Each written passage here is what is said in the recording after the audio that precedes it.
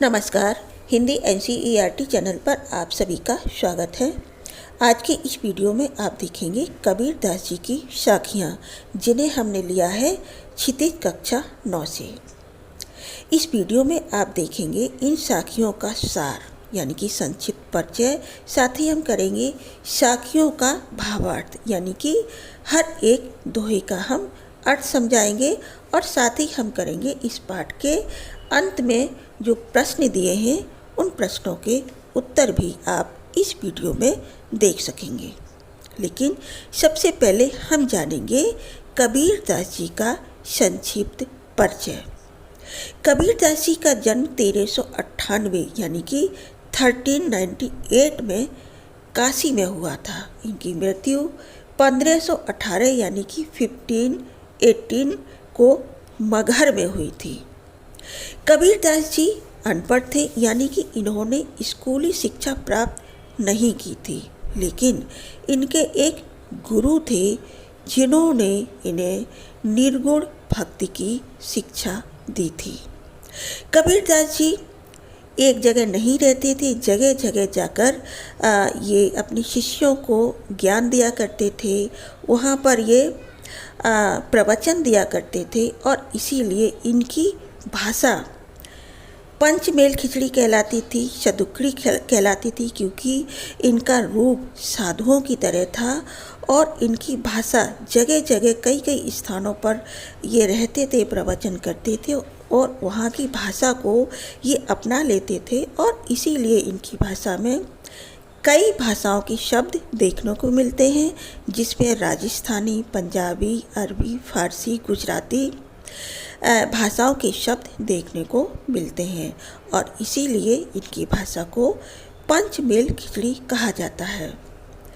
कबीर दास जी की मुख्य रचनाएं हैं साखी, शबद और रमेनी।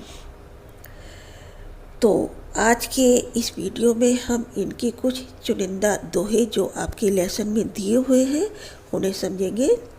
सबसे पहले हम जान लेंगे इन साखियों का संक्षिप्त परिचय।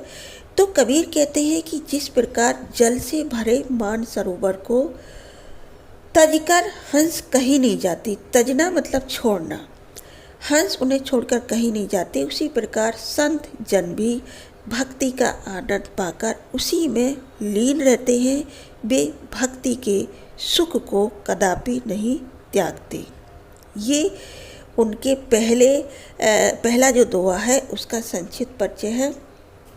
वे कहते हैं कि प्रभु भक्त दूसरे भक्त से मिलकर आनंदित हो जाता है, ऐसे संयोग से सब कुछ आनंदमय और पवित्र हो जाता है।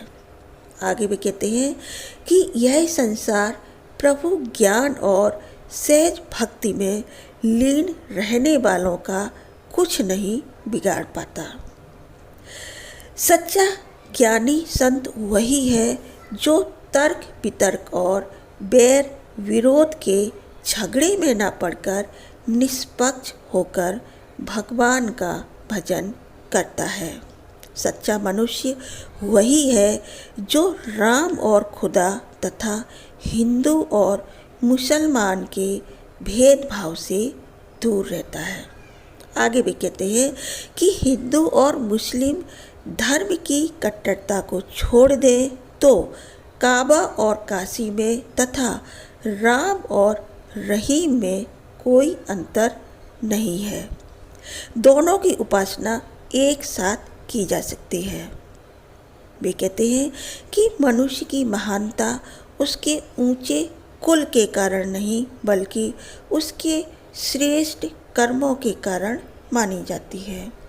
तो कुल मिला के जो इसमें 7 साखियाँ दी है उनका संक्षिप्त परिचय इस सार में आपने देखा होगा।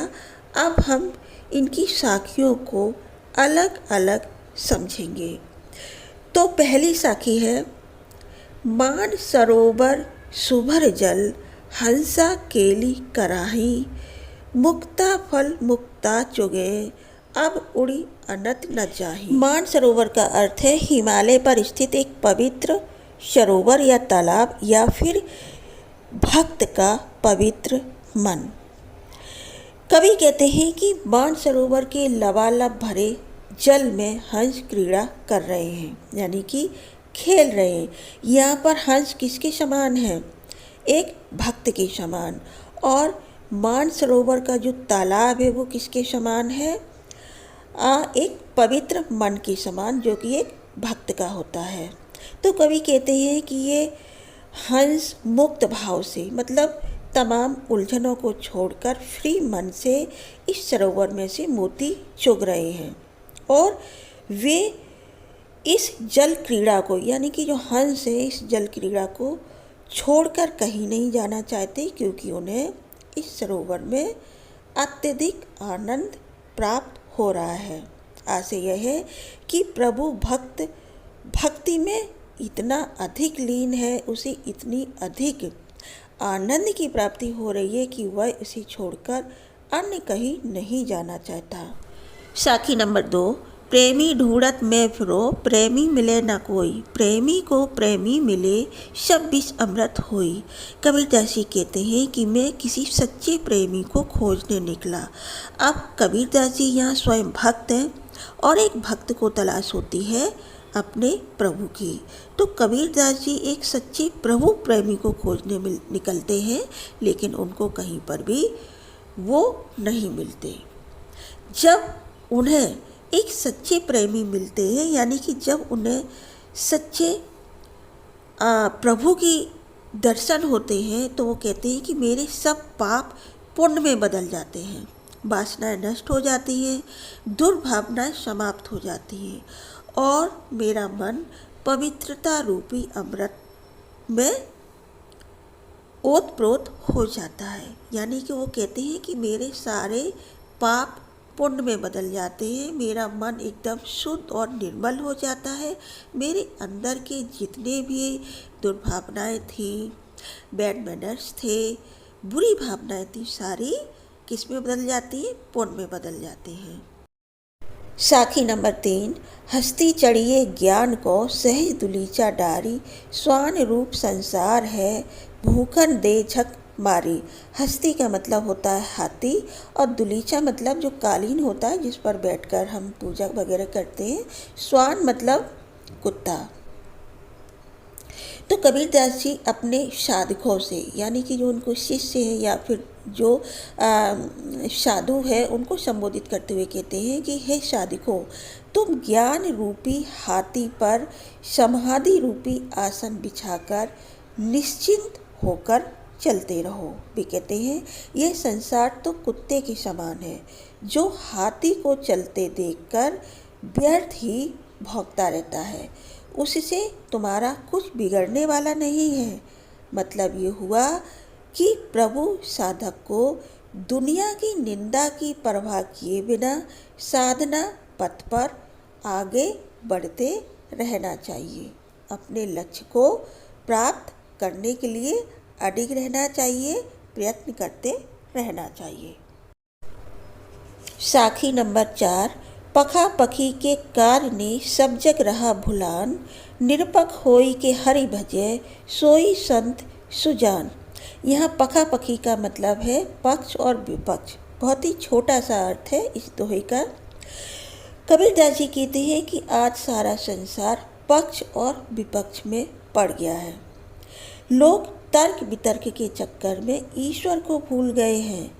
वे कहते हैं कि सच्चा संत वही है जो निष्पक्ष होकर ईश्वर का भजन करता है।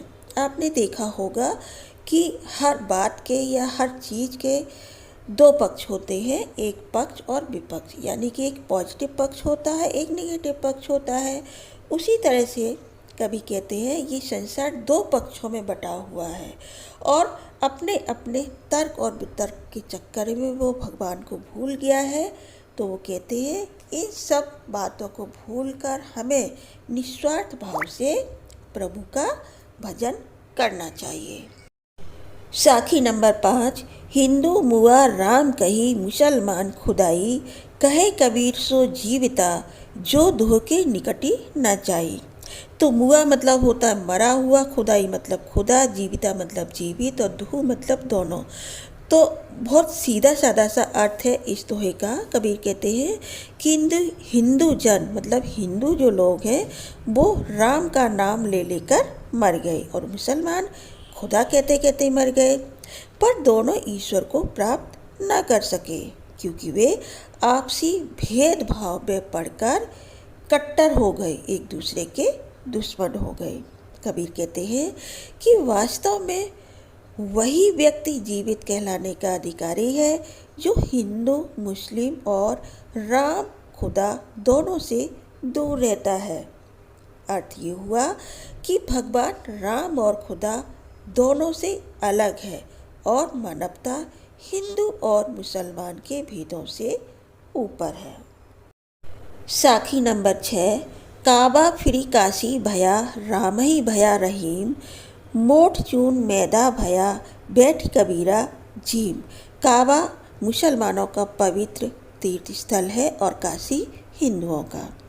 कबीरदास जी कहते हैं कि जब मैं हिंदू मुसलमान के भेदभाव से ऊपर उठकर निष्पक्ष हो गया तो मेरे लिए मुसलमानों का पवित्र तीर्थ काबा काशी के समान पवित्र हो गया और राम का नाम रहीम के समान पवित्र हो गया।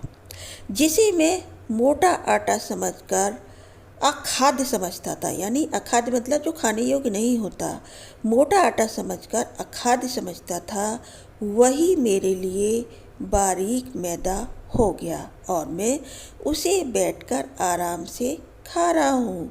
अर्थ ये हुआ कि धार्मिक भेदभाव के नष्ट होने पर मेरे मन में हिंदू, मुसलमान और राम रहीम के नाम पर जितनी भी दुर्भावनाएं थीं वे दूर हो गई। साखी नंबर 7। ऊंचे कुल का जन्मिया जी करनी ऊंच न होई, सुबिरन कलश शुरा भरा साधु निंदा सोई। तो जन्मिया का मतलब है जन्म लेना, करनी मतलब काम, सुबरन मतलब सोना, कलश मतलब घड़ा और शुरा मतलब शराब।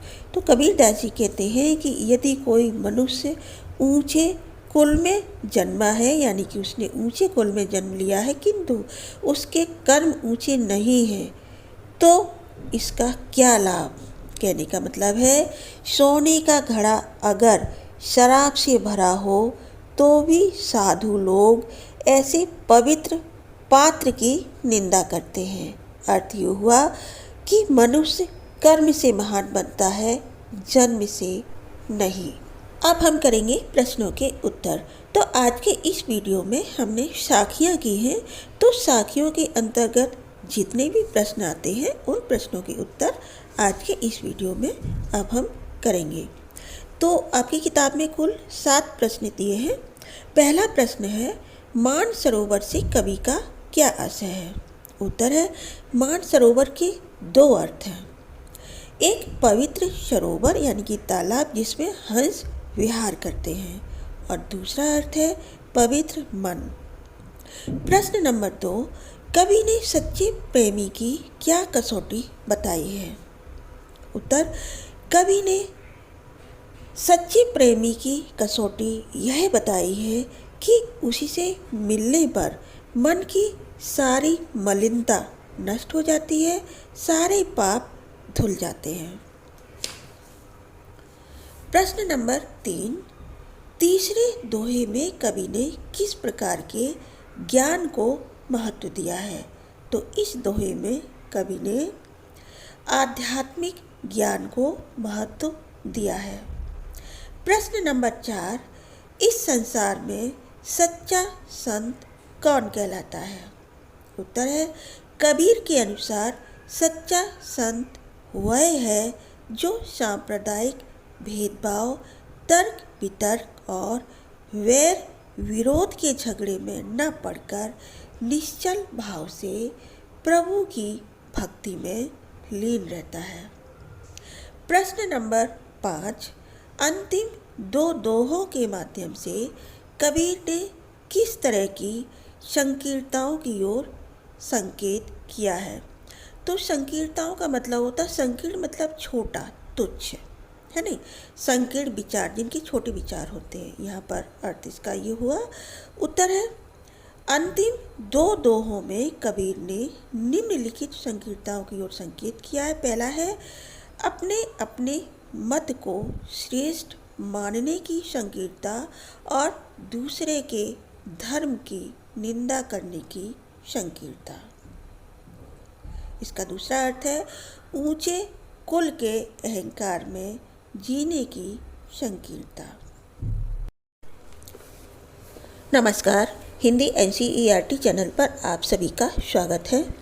आज के इस वीडियो में आप देखेंगे कबीर दास जी की साखियाँ, जिन्हें हमने लिया है क्षितिज कक्षा 9 से। इस वीडियो में आप देखेंगे इन साखियों का सार यानी कि संक्षिप्त परिचय, साथ ही हम करेंगे साखियों का भावार्थ यानी कि हर एक दोहे का हम अर्थ समझाएंगे, और साथ ही हम करेंगे इस पाठ के अंत में जो प्रश्न दिए हैं उन प्रश्नों के उत्तर भी आप इस वीडियो में देख सकेंगे।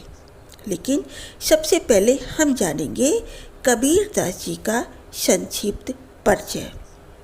कबीर दास जी का जन्म 1398 यानी कि 1398 में काशी में हुआ था। इनकी मृत्यु 1518 यानी कि 1518 को मगहर में हुई थी। कबीर दास जी अनपढ़ थे, यानी कि इन्होंने स्कूली शिक्षा प्राप्त नहीं की थी, लेकिन इनके एक गुरु थे जिन्होंने इन्हें निर्गुण भक्ति की शिक्षा दी थी। कबीर दास जी एक जगह नहीं रहते थे, जगह जगह जाकर ये अपने शिष्यों को ज्ञान दिया करते थे। वहाँ पर ये प्रवचन दिया करते थे, और इसीलिए इनकी भाषा पंचमेल खिचड़ी कहलाती थी, शतुक्री कहलाती थी, क्योंकि इनका रूप साधुओं की तरह था और इनकी भाषा जगह जगह कई कई स्थानों पर ये रहते थे, प्रवचन करते थे और वहाँ की भाषा को ये अपना लेते थे, और इसीलिए इनकी भाषा में कई भाषाओं के शब्द देखने को मिलते हैं, जिसमें राजस्थानी, पंजाबी, अरबी, फारसी, गुजराती भाषाओं के शब्द देखने को मिलते हैं, और इसीलिए इनकी भाषा को पंचमेल खिचड़ी कहा जाता है। कबीर दास जी की मुख्य रचनाएं हैं साखी, शबद और रमेनी। तो आज के इस वीडियो में हम इनके कुछ चुनिंदा दोहे जो आपके लेसन में दिए हुए हैं उन्हें समझेंगे। सबसे पहले हम जान लेंगे इन साखियों का संक्षिप्त परिचय। तो कबीर कहते हैं कि जिस प्रकार जल से भरे मानसरोवर को तजकर हंस कहीं नहीं जाती, तजना मतलब छोड़ना, हंस उन्हें छोड़कर कहीं नहीं जाते, उसी प्रकार संत जन भी भक्ति का आनंद पाकर उसी में लीन रहते हैं। वे भक्ति के सुख को कदापि नहीं त्यागते। ये उनके पहला जो दोहा है उसका संक्षिप्त परिचय है। वे कहते हैं कि प्रभु भक्त दूसरे भक्त से मिलकर आनंदित हो जाता है, ऐसे संयोग से सब कुछ आनंदमय और पवित्र हो जाता है। आगे भी कहते हैं कि यह संसार प्रभु ज्ञान और सहज भक्ति में लीन रहने वालों का कुछ नहीं बिगाड़ पाता। सच्चा ज्ञानी संत वही है जो तर्क वितर्क और बैर विरोध के झगड़े में न पड़कर निष्पक्ष होकर भगवान का भजन करता है। सच्चा मनुष्य वही है जो राम और खुदा तथा हिंदू और मुसलमान के भेदभाव से दूर रहता है। आगे भी कहते हैं कि हिंदू और मुस्लिम धर्म की कट्टरता को छोड़ दें तो काबा और काशी में तथा राम और रहीम में कोई अंतर नहीं है। दोनों की उपासना एक साथ की जा सकती है। वे कहते हैं कि मनुष्य की महानता उसके ऊंचे कुल के कारण नहीं बल्कि उसके श्रेष्ठ कर्मों के कारण मानी जाती है। तो कुल मिला के जो इसमें 7 साखियाँ दी है उनका संक्षिप्त परिचय इस सार में आपने देखा होगा। अब हम इनकी साखियों को अलग अलग समझेंगे। तो पहली साखी है, मान सरोवर सुभर जल, हंसा केली कराही, मुक्ता फल मुक्ता चुगे, अब उड़ी अनत न जाही। मान सरोवर का अर्थ है हिमालय पर स्थित एक पवित्र सरोवर या तालाब या फिर भक्त का पवित्र मन। कवि कहते हैं कि मान सरोवर के लबालब भरे जल में हंस क्रीड़ा कर रहे हैं, यानी कि खेल रहे हैं। यहाँ पर हंस किसके समान है? एक भक्त के समान। और मान सरोवर का जो तालाब है वो किसके समान है? एक पवित्र मन के समान, जो कि एक भक्त का होता है। तो कवि कहते हैं कि ये हंस मुक्त भाव से, मतलब तमाम उलझनों को छोड़कर फ्री मन से इस सरोवर में से मोती चुग रहे हैं। और वे इस जल क्रीड़ा को, यानी कि जो हंस है, इस जल क्रीड़ा को छोड़कर कहीं नहीं जाना चाहते, क्योंकि उन्हें इस सरोवर में अत्यधिक आनंद प्राप्त हो रहा है। आशय यह है कि प्रभु भक्त भक्ति में इतना अधिक लीन है, उसे इतनी अधिक आनंद की प्राप्ति हो रही है कि वह इसे छोड़कर अन्य कहीं नहीं जाना चाहता। साखी नंबर 2, प्रेमी ढूंढत में फिरो, प्रेमी मिले न कोई, प्रेमी को प्रेमी मिले, सब विष अमृत होई। कबीरदास जी कहते हैं कि मैं किसी सच्चे प्रेमी को खोजने निकला। अब कबीरदास जी यहाँ स्वयं भक्त हैं और एक भक्त को तलाश होती है अपने प्रभु की। तो कबीरदास जी एक सच्चे प्रभु प्रेमी को खोजने निकलते हैं, लेकिन उनको कहीं पर भी वो नहीं मिलते। जब उन्हें एक सच्चे प्रेमी मिलते हैं, यानी कि जब उन्हें सच्चे प्रभु की दर्शन होते हैं, तो वो कहते हैं कि मेरे सब पाप पुण्य में बदल जाते हैं, वासनाएं नष्ट हो जाती है, दुर्भावनाएं समाप्त हो जाती है और मेरा मन पवित्रता रूपी अमृत में ओतप्रोत हो जाता है। यानी कि वो कहते हैं कि मेरे सारे पाप पुण्य में बदल जाते हैं, मेरा मन एकदम शुद्ध और निर्मल हो जाता है, मेरे अंदर के जितने भी दुर्भावनाएं थी, बैड मैनर्स थे, बुरी भावनाएं थी, सारी किस में बदल जाती है? पुण्य में बदल जाती हैं। साखी नंबर 3, हस्ती चढ़िए ज्ञान को, सहज दुलीचा डारी, स्वान रूप संसार है, भूखन दे झक मारी। हस्ती का मतलब होता है हाथी और दुलीचा मतलब जो कालीन होता है जिस पर बैठकर हम पूजा वगैरह करते हैं। स्वान मतलब कुत्ता। तो कबीरदास जी अपने साधकों से, यानी कि जो उनको शिष्य है या फिर जो साधु है, उनको संबोधित करते हुए कहते हैं कि हे साधकों, तुम ज्ञान रूपी हाथी पर समाधि रूपी आसन बिछाकर निश्चिंत होकर चलते रहो। भी कहते हैं यह संसार तो कुत्ते के समान है, जो हाथी को चलते देखकर व्यर्थ ही भौंकता रहता है, उससे तुम्हारा कुछ बिगड़ने वाला नहीं है। मतलब ये हुआ कि प्रभु साधक को दुनिया की निंदा की परवाह किए बिना साधना पथ पर आगे बढ़ते रहना चाहिए। अपने लक्ष्य को प्राप्त करने के लिए अडिग रहना चाहिए, प्रयत्न करते रहना चाहिए। साखी नंबर 4, पखा पखी के कार्य ने सब जग रहा भुलान, निरपक होई के हरि भजे, सोई संत सुजान। यहाँ पखा पखी का मतलब है पक्ष और विपक्ष। बहुत ही छोटा सा अर्थ है इस दोहे का। कबीरदास जी कहते हैं कि आज सारा संसार पक्ष और विपक्ष में पड़ गया है। लोग तर्क वितर्क के चक्कर में ईश्वर को भूल गए हैं। वे कहते हैं कि सच्चा संत वही है जो निष्पक्ष होकर ईश्वर का भजन करता है। आपने देखा होगा कि हर बात के या हर चीज़ के दो पक्ष होते हैं, एक पक्ष और विपक्ष। यानी कि एक पॉजिटिव पक्ष होता है, एक नेगेटिव पक्ष होता है।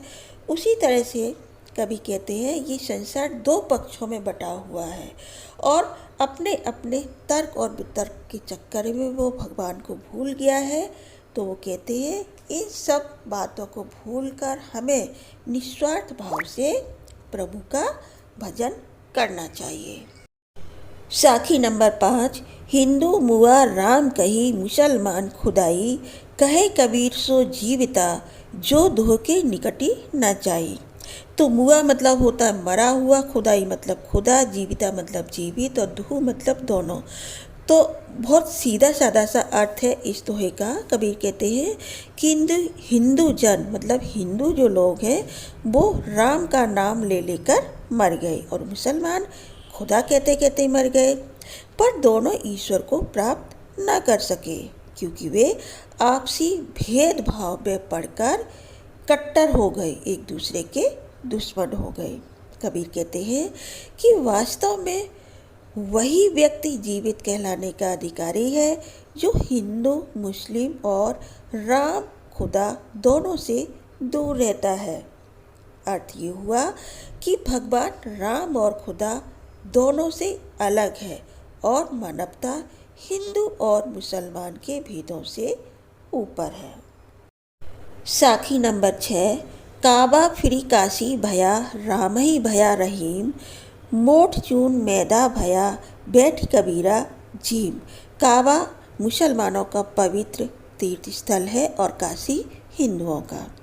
कबीरदास जी कहते हैं कि जब मैं हिंदू मुसलमान के भेदभाव से ऊपर उठकर निष्पक्ष हो गया तो मेरे लिए मुसलमानों का पवित्र तीर्थ काबा काशी के समान पवित्र हो गया और राम का नाम रहीम के समान पवित्र हो गया, जिसे मैं मोटा आटा समझकर अखाद्य समझता था। यानी अखाद्य मतलब जो खाने योग्य नहीं होता, मोटा आटा समझकर अखाद्य समझता था, वही मेरे लिए बारीक मैदा हो गया और मैं उसे बैठकर आराम से खा रहा हूँ। अर्थ ये हुआ कि धार्मिक भेदभाव के नष्ट होने पर मेरे मन में हिंदू, मुसलमान और राम रहीम के नाम पर जितनी भी दुर्भावनाएं थीं वे दूर हो गई। साखी नंबर 7। ऊंचे कुल का जन्मिया जी करनी ऊंच न होई, सुबिरन कलश शुरा भरा साधु निंदा सोई। तो जन्मिया का मतलब है जन्म लेना, करनी मतलब काम, सुबरन मतलब सोना, कलश मतलब घड़ा और शुरा मतलब शराब। तो कबीरदास जी कहते हैं कि यदि कोई मनुष्य ऊंचे कुल में जन्मा है, यानी कि उसने ऊंचे कुल में जन्म लिया है किंतु उसके कर्म ऊंचे नहीं हैं, तो इसका क्या लाभ। कहने का मतलब है सोने का घड़ा अगर शराब से भरा हो तो भी साधु लोग ऐसे पवित्र पात्र की निंदा करते हैं। अर्थ ये हुआ कि मनुष्य कर्म से महान बनता है, जन्म से नहीं। अब हम करेंगे प्रश्नों के उत्तर। तो आज के इस वीडियो में हमने साखियाँ की हैं, तो साखियों के अंतर्गत जितने भी प्रश्न आते हैं उन प्रश्नों के उत्तर आज के इस वीडियो में अब हम करेंगे। तो आपकी किताब में कुल 7 प्रश्न दिए हैं। पहला प्रश्न है मान सरोवर से कवि का क्या आशय है। उत्तर है मान सरोवर के 2 अर्थ हैं। एक पवित्र सरोवर यानी कि तालाब जिसमें हंस विहार करते हैं और दूसरा अर्थ है पवित्र मन। प्रश्न नंबर 2। कवि ने सच्चे प्रेमी की क्या कसौटी बताई है। उत्तर कवि ने सच्चे प्रेमी की कसौटी यह बताई है कि उसी से मिलने पर मन की सारी मलिनता नष्ट हो जाती है, सारे पाप धुल जाते हैं।